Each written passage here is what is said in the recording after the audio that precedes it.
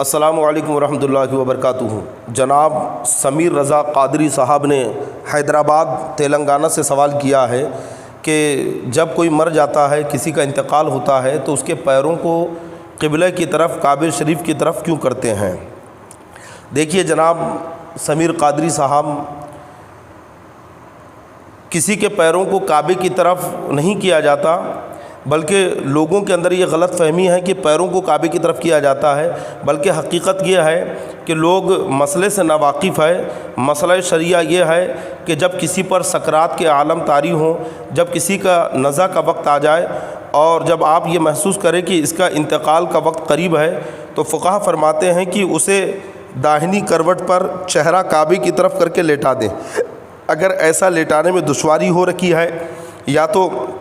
جس کا انتقال ہو رہا ہے اسے کوئی تکلیف ہو رکھی ہے، یا پھر اس کے گھر کی پوزیشن ایسی نہیں ہے کہ کعبہ شریف کی طرف کروٹ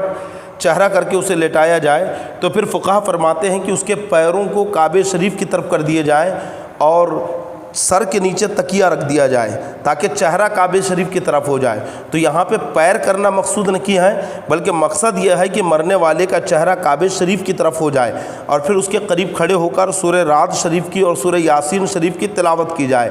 یہ مسئلہ اس وقت کا ہے جبکہ اس کی بدن میں روح موجود ہے۔ اب جب بدن سے روح نکل گئی، مر چکا ہے، اب تو وہ مرفوع القلم ہے، شریعت کا قلم اس کے اوپر سے اٹھ گیا۔ اب اس کے جدھر چاہیں ادھر پیر کر دیں۔ اگر کوئی یہ سوچتا ہے کہ پیر کعبے کی طرف کیے جاتے ہیں تو بالکل یہ سوچ اس کی غلط ہے۔ پیر نہیں کیے جاتے، بلکہ حقیقت میں اس کا چہرہ کعبے کی طرف کیا جاتا ہے۔ اب چونکہ چہرہ کعبے کی طرف کریں گے تو